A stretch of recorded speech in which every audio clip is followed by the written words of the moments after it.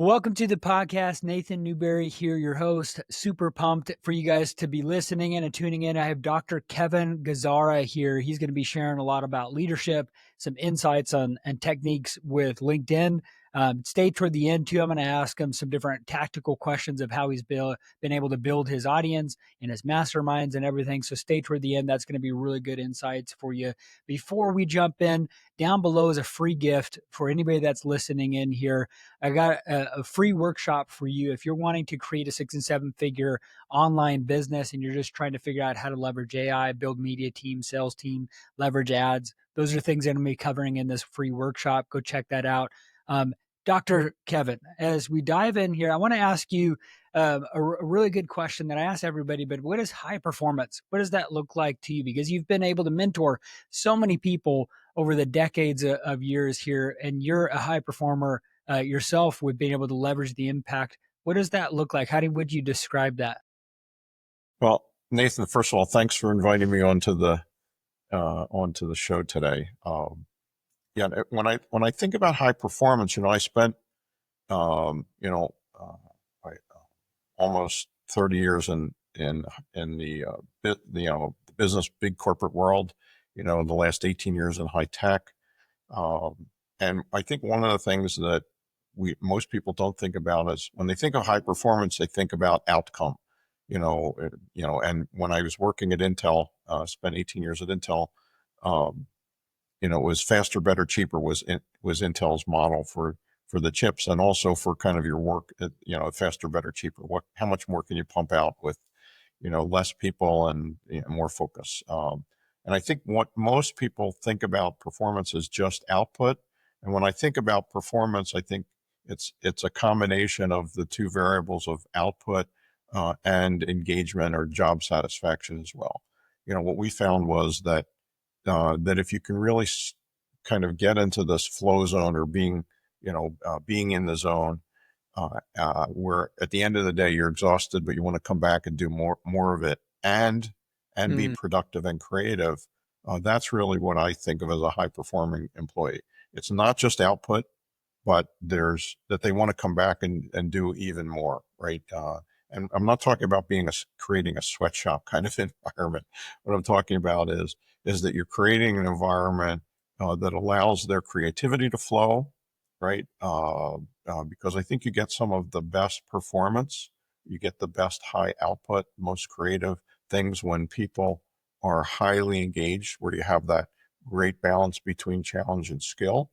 And if you can do that, you're going to get the advantage of not only highly engaged, highly productive employees, but they are going to want to stay, right? And I know that's a big challenge for many organizations because they have a high degree of turnover, and it's not just about throwing more money at them or more perks. It's really focusing on the individual, getting a deeper understanding on what makes them tick, allowing them to do the kind of tasks that work for them, as opposed to, the traditional job description.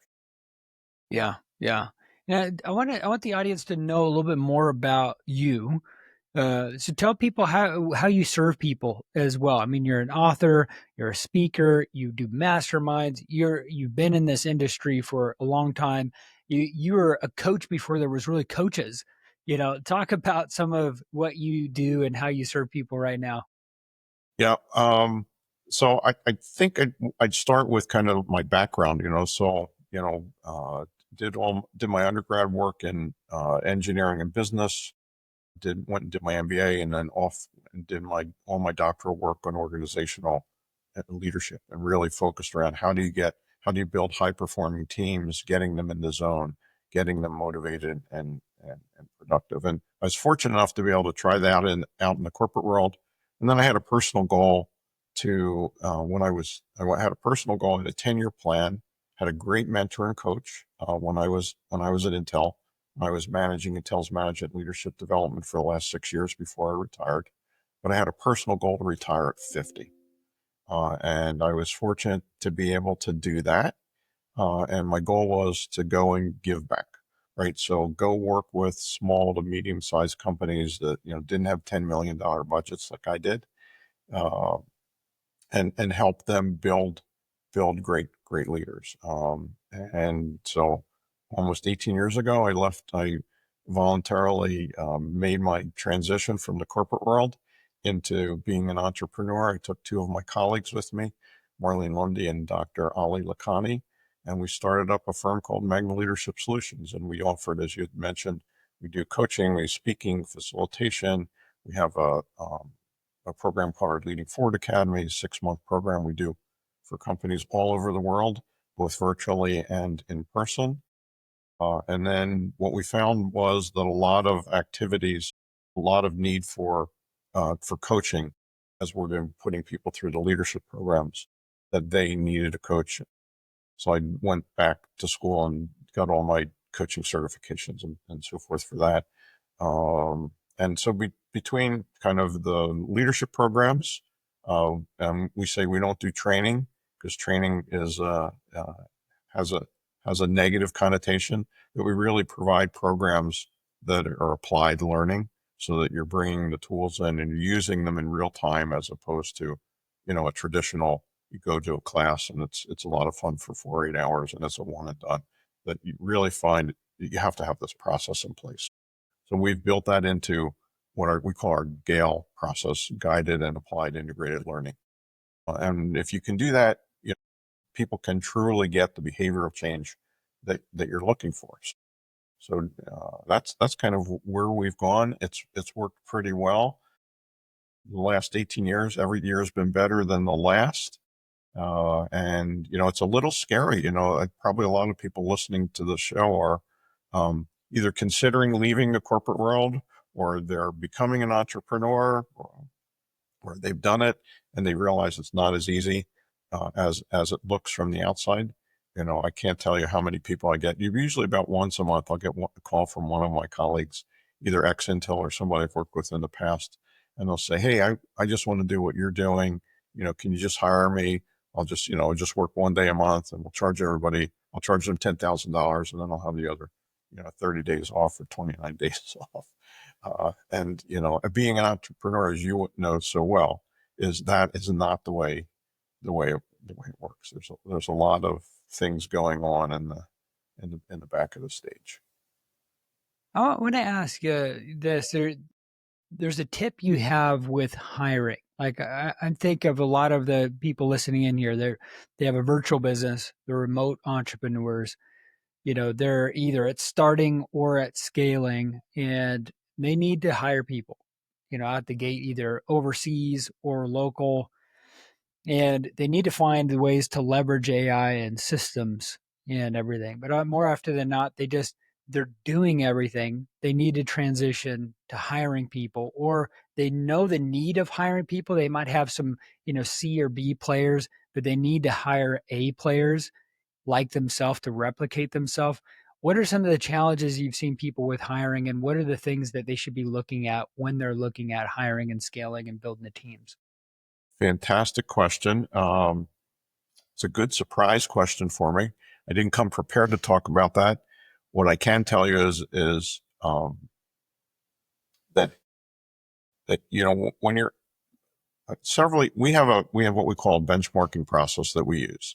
So we work with different companies, particularly when they're hiring. It's not just a one-off, like they want to hire one executive, but they're hiring. Like we work with a large company that does a lot of customer service types of things, where they're hiring lots of these different types of agents. And what we found is we work with a big company here in North Phoenix that had a turnover rate in like 33%, Wow, that is and the problem was it would take about 18 months to get someone fully up to speed, and anywhere between, some was early as 2 weeks into it, but most of the time, on average, it was about 6 months into it, people were quitting.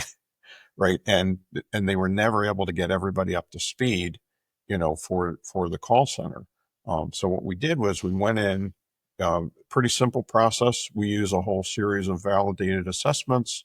And what we said is, we want to give me your 4 to 6 top players, right? The people that have been here a long time, and are consistently kind of delivering the performance that you want, not only from a quantity perspective as far as number of calls, also from a quality perspective of, not getting those return calls over and over and over again. And we pull them into a room, whether it's done virtually or live, and then we run them through a series of about probably 3 or 4 assessment tools, right, to kind of get an understanding of what's the kind of the personality that, I mean, because you can hire for skill, but if you don't have the right personalities kind of and the things that engage them, you're going to get this revolving door. So we do the benchmark. We identify the different behaviors, the values, the task preferences, kind of emotional intelligence levels. And what it does is it creates a profile for a high performing individual that they can hire. And what we found from the last one that we had done was they were hiring people that were basically on the phone telling the people that we're not going to extend your benefits, right? So that was making that they had to make that determination, but most of it was, your shorter long-term benefits are going to expire, and you need to make plans for whatever it is, depending on the challenge, the mental or physical challenges that you've had. And what they were doing is the company beforehand was hiring people that are highly empathetic, right? You would think, well, okay, yeah, you want somebody that's really empathetic. But when you put someone that has a high degree of empathy on the phone, and every day that they have to tell dozens of people, by the way, your benefits are going away, or Yeah, they're going that's to go away harder. shortly, or whatever, it was just killing them, right? Mm-hmm. But that was management's perspective of what we had to hire. And what we found was all of the higher performers, um, it, it, they they didn't have zero empathy, but what they had is they had some of the other um, types of behaviors and values and task preferences that essentially balanced out the empathy. They certainly were great listeners. They had a degree of empathy, but because it wasn't an extreme for them, because originally the people they're getting the turnover, they're hiring for extreme empathy, super super empathetic with people, that it was just killing them, and that's why they just couldn't last more than Mm-hmm. a couple months, because every night they go home and it's like, man, yeah, tell people they're not going to get their monthly payment, and they have to figure out whether they need to move or they're going to get evicted, and so forth. So once we did that, and they started hiring against this new benchmark, and we created the behavioral questions. Uh, we were able to we couldn't get the turnover to zero, but we got it to, I think, around 7%. And that ultimately, because they were hiring so many of these agents, was worth probably like $1.5 million to them. Yeah. Yeah, hiring the right people is an important part. I want to kind of shift gears and ask you, you've been able to build you have 14,000 followers on YouTube. You have over 30,000 followers on, Facebook and at Twitter, and on, over 20, almost 23,000 on LinkedIn. What's been your strategy to reach that amount of people online? A great question. And I think one of the first questions, so I think I mentioned to you earlier, one of the things that I do is I run a mastermind session. Actually, most of them are all ex-Intel people, all the people I've worked with. I've done this Interesting. for the last 12 years. There's about 50 of us. Once a month, I manage this mastermind sessions. We all get together to kind of basically share ideas and so forth. And we usually get, maybe, 4 or 5 new ones each year.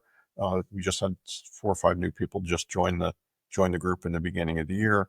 And one of the first questions that they always ask them is like, this whole social media stuff, do I really need to do that? Like, what? Tell me, like, how much money have you made just doing social media? And from our perspective, and I know and you probably are more of the expert on this than I am. What we've done is, what we recognized is, early on when we first started the firm, we hired a virtual assistant, and then she helped us, 15, 16 years ago, kind of get into the social media to real. And the question people ask is, so how much, like if I, put this amount of time and this amount of money, do I get a 10x or 100x return on investment? How do I do that? And the bottom line is, I think what we have found is that what social media does is it keeps the search engines happy, right? Consistency, good content, target audience, and so forth. And for all of the X, Facebook, LinkedIn's the big one that we use. All of those are ones that um, I think keep the search engines happy. So when people are looking for us, um, they can find us. It gets us higher up, oftentimes many times on the front page. I think the other thing that we do for anyone that hasn't done this, and this seems to be a surprise to everyone, particularly in our mastermind group, is that if you don't have a Google business page, that's like the first thing you got to do. It's so easy to do. It's free. Obviously, the Google algorithm likes that, and then posting. Really, it likes photos, it likes imagery, it likes articles. So we post on all of those on a regular basis, and that just seems to grow our audience. And I think the best thing I can tell you is one of the customers we've had over the last 5 years has followed us on Facebook. Didn't know him or the company, followed us. We post usually management leadership articles, a couple a day on all of the different social venues. We don't use Instagram or Pinterest for those, but we use the other ones, work particularly well. And he was following us. And when they were ready and they had this particular need and this growth spurt, and they needed to hire more people and train their leaders, I got a call out of the blue, and he said, "Hey, I've been following you on your social media for the last 10 years. I really like the stuff that you guys are doing. We have a particular need. Would you be interested or available to come in and propose a leadership program for us?" We said, "Sure." And that was a program we did. We did for all their sites around the world, several hundred managers, uh, and financially, it was just a very, very big ticket item. We had a great experience with it. In fact, to the point where the company, if anybody wants to search, it's SACHEM, SACHEM. If you go on their site, they even did a whole web page just to talk about how transformational the program was that we did with all their managers and all their sites around the world. So, so back to the social media is keep it happy, keep it fed, use visuals, make sure it's pertinent, particularly now with AI. You can, and if you're not a particularly great writer, I'm not saying use AI for doing all the writing, but it's a great help to be able to tell your story. And if you do that on a regular basis, over time, you're going to find, better search engine hits, as well as opportunities like we've had that have really come out of feeding the social media monster. Yeah. Do you guys leverage ads, or is it just free content that you've really been able to build out? We have never done an ad. Yeah. That's interesting. Talk about your outreach though that you've done on LinkedIn, because you've been able to do some cool aspects of that. Yeah. So I don't tell anyone about the ads, like they're good or bad. We have never done that. I know people that have done it that have been incredibly successful with them. And I know people that have done it where they've sunk a lot of money into ads and it hasn't gotten them the ROI. And what we've decided was, we're a small firm that we just wanted to, have a nice building business, but we're not out there to kind of take over the world. Um, LinkedIn has been the number one place for us to find clients, and we wrote a book called Ready, Set, Get Hired. And actually, I did this with one of my graduate students. In addition to doing the Magna leadership stuff. I've been a professor at 6 different universities. When I was teaching at Arizona State in their executive master's program for sustainability leadership for about 5 years, one of my graduate students, master's grads, she had gotten laid off. She had been in this job for a long time, worked in the oil and gas industry, and then for whatever, it was probably about 5 years ago, whatever happened, this was, I think, before the pandemic. Um, Basically, she got downsized, and she was a pretty senior executive, and she called me and said, "Hey, I know that this has happened. I know that you would be a good resource. I liked you as a professor. Um, what could you help me to do this?" And I thought, well, this is really interesting. We have a process that we use to mine LinkedIn to find executives that would be interested in talking to us. And I said to her, her name was Rita. I said, Rita, I think you can do the same thing for you to find a job. I haven't tested the method, but I will coach you through this method. And I probably worked with her for probably about a year. I said under one condition, like when you're done and you land that Nirvana job, which she was able to do through mining LinkedIn, that you write the book, that I'll work with you, but you essentially tell your story about how it started from, being downsized to finding this new job. So she wrote the book. She wanted to co-publish. I said, no, you did most of the work. I did most of the editing and so forth. So it's by Rita Creasy Reed, and Kevin Gazzara rather than both of us. So, but in Ready, Set, Get Hired, it's a very simple process. One of the things we found, and hopefully people listening, is if you're trying to mine anything, whether it's social media or particularly LinkedIn, the big challenge is that getting people to talk to you, particularly if, our target market is executives, CEOs, presidents of companies, getting them to even having a conversation with you. What we found before the Ready, Set, Get Hired process was impossible. No matter what you did, contact them and emailing them, whatever, getting a conversation with them, because people just don't like to be sold to, what was impossible. So the process that we use, that's all outlined in the book. It has, by the way, it has all of our scripts in there. So we give everything away to hopefully make people. And I've used this with many, many individuals, and it's generally I haven't had anybody where it hasn't been successful. But the bottom line is, number one thing is you don't sell. You never sell to people on LinkedIn or in social media. Basically, it's about sharing your expertise, making connections for them, having interactions, having conversations with them, and ultimately you want to move from a push to a pull. So the Ready, Set, Get Hired process is basically we write articles on a regular basis as we're focusing on different topics. We go into our LinkedIn, and I might send out a couple hundred invitations to the appropriate people. Like we did uh, 2 articles on, how do you, for plant managers, for people in manufacturing. So how do you hire and retain the best? And a group, and we had so much interest. So we said, hey, we're writing an article. We'd like to kind of make you famous, and get a quote from you from the article. Would you do a 15-minute Zoom conversation with us? We recorded. I look for snippets there of that we can use. We make them the kind of star of the article, and then ultimately what they do is they send it to their LinkedIn, right? And then more people want to connect with us and so forth. So it's kind of a self-feeding system. But I think, Nathan, I think the big thing for us is we have a quick 15-minute conversation with them.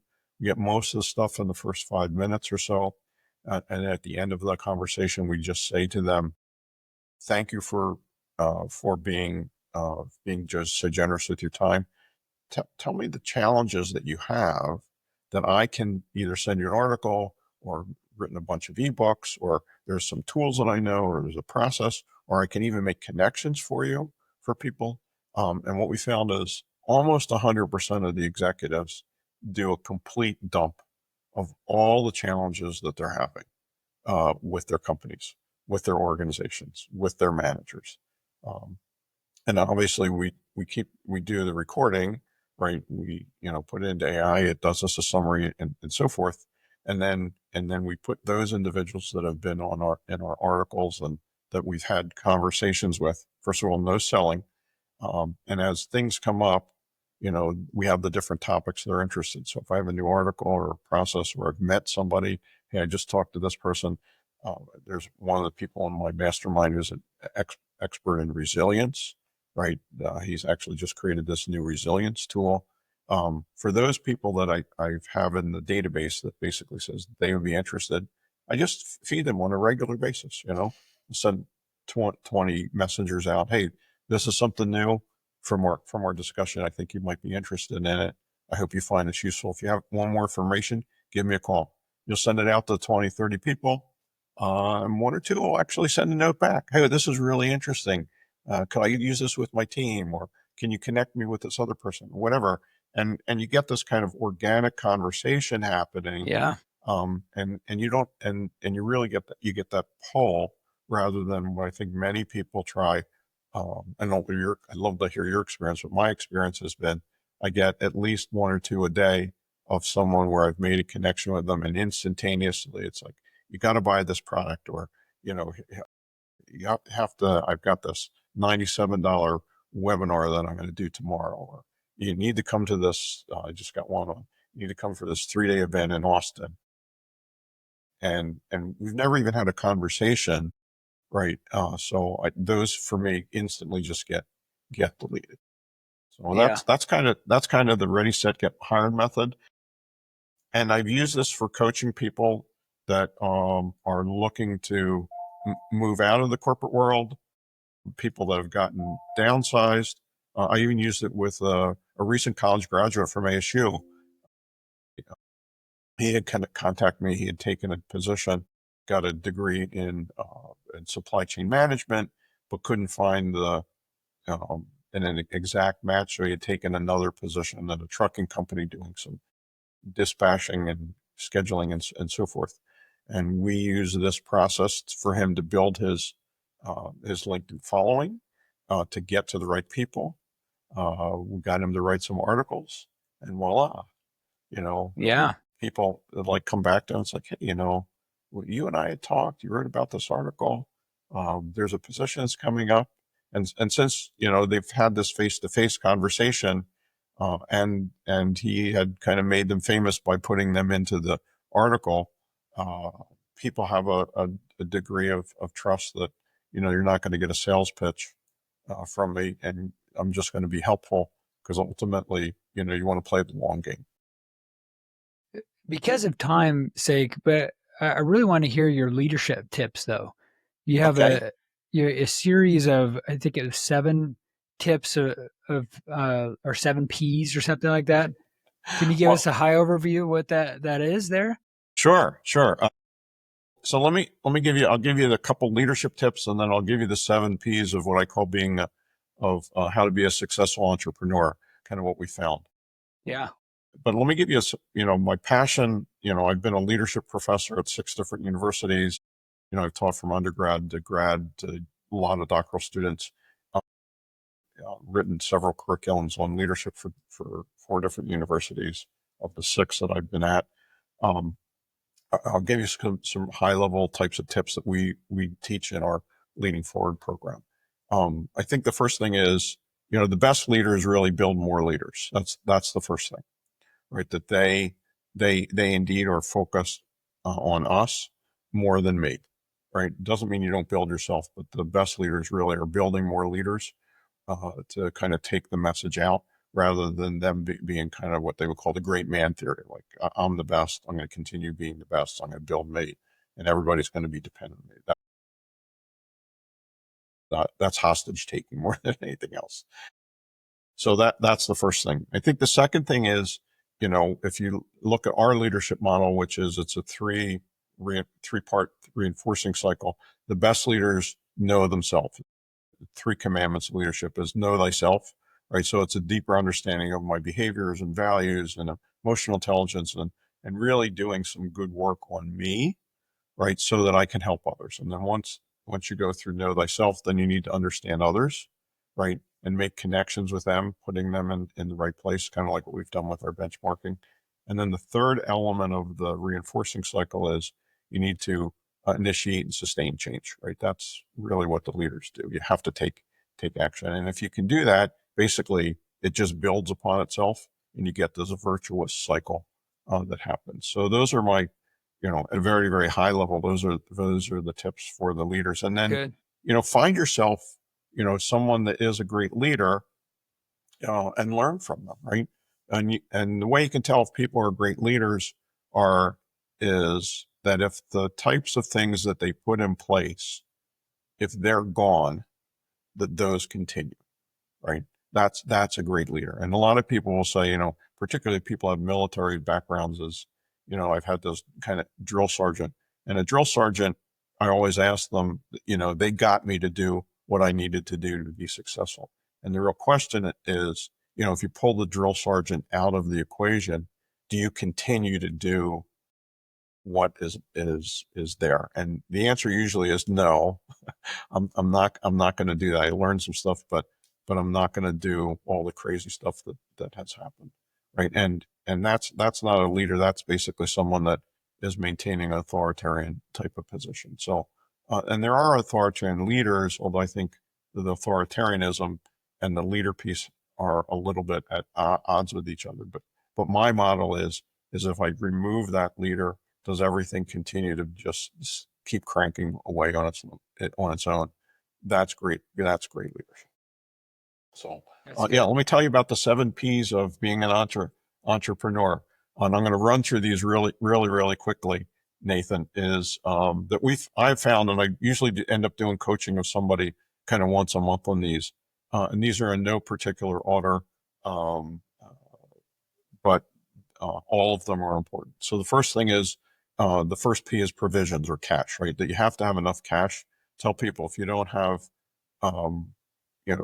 18 to 24 months to invest in yourself and to your company to stay the course, because that's the time where most businesses go out of business. You have to stay the course. And I remember when we started up Magna Leadership Solutions, having that 18-month conversation, we had gotten some windfall, but we hadn't landed our sustainable, business. And it was an interesting call at 18 months of like, ooh, was this a mistake? And I said, everyone we've talked to, it's like an 18 to 24 month window. Let's stay the course. And man, at 19 months, all of the things that we had been, all the irons in the fire hit. And we got one big giant purchase order to develop a full leadership program for, I think it was 400 or 500 managers in Silicon Valley. So actually, and that kicked us off, and everything sustained for that. But it was maintaining that. And a lot of people call me and say, hey, I got downsized unexpectedly, but I'm thinking I don't want to go back to corporate. I want to do what you do. And my first question is how much have you saved and how much you're willing to invest in yourself? And most of the coverage, it's like, I've got a couple months of savings, right, that I can kick this off. And I say, go look for a job, right? So, because what happens is after the savings run out, then basically your mind is not focused. So you have to have provisions. Second thing is you need to have a product, something unique that differentiates you, right? Some kind of shtick that basically says you want to come hire me or hire my firm or use my product, right? And when I interview people that say, hey, I want to come and work for you, I'd say, tell me about yourself, right? And everybody goes through, I have all this experience, I get these educations and bing, these skills and so forth. I just let them talk. And when they're done, and they don't have anything else to say, I just ask them one critical question. What will the next person that I'm going to have this conversation tell me that's any different than you? And the response usually is a very long pause, and it's like, well, they probably tell you the same kind of thing. So you want to figure out what's so unique about you that people are going to come. So you have to have a product, and it's usually a series of attributes. It's not just one thing that you can do. Third thing, as we've talked about, is you have to have presence, social media. People need to be able to find you. They need to be able to tell that you're legitimate. I know these days when I've talked to some of my recruiter friends that many of them, the first thing that they do is they just Google, right? Do Google Kevin Gazzara or Nathan Newberry, whatever. and see what comes up to see how legit they are. So you have to have this presence, and it's through publishing, it's through posting, it's through interaction. It's so important. The next thing is you need to have a network, people. Yeah, that's the fourth P. And we already described how do you build your LinkedIn network. To do that, we're I think at 23,000 or so to do that. The Ready, Set, Get Hired process will tell you how to do that. The fourth thing is you need a publication. You need a hard cover book. That was one of the things that we did early on when we left the corporate world in 2007. The first thing we did is we wrote a book. Yeah. Myself and Dr. Lakhani wrote a book called The Leader of Oz. We took the story we started writing an academic book, but it was just so boring that we didn't even want to read it. So I said, hey, let's do something fun. And what we found out is both of our favorite movies was The Wizard of Oz, or the book, The Wizard of Oz. So I said, let's do that. We went on to Library of Congress. Nobody had written a book like that. And we basically we wrote this story about, it's a business parable about this company in Kansas and gets whisked away and dropped into Silicon Valley. And you got the wicked VP from the East and the wicked VP from the West. But we put all of our kind of academic knowledge in a very, very fun way. And we published it in hardcover because, our market is CEOs. And having a hardcover book where you can physically hand it to them basically says these people are legit. So write the book. And if particularly with AI these days and ghostwriters or whatever, tell your story, right? So have that. So it adds that degree of legitimacy. The fifth one is you have to have, that was the fifth one, was publication. The sixth one is you have to partner, partner with people that you can provide, that you can fill the gaps of what they need. And most people, particularly in a consulting world, end up trying to work with other consulting groups that are doing the same stuff that they're doing, and they're trying to get hired on as a contractor for them.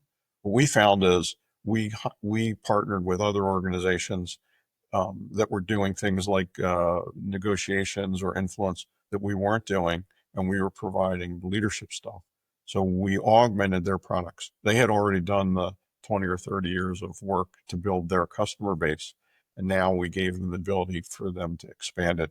We would co-brand our materials, and then they brought us into their customers, and in turn, we brought them into our customers. So it was really, really a win-win, because a lot of people think, I have to do it on my own. I have to find my clients. It's like, no, people have gone out and found the clients. Once you figure out kind of your product, what is differentiating for you, you have the ability to help them be successful as well. And then the last thing, the seventh P, is persistence.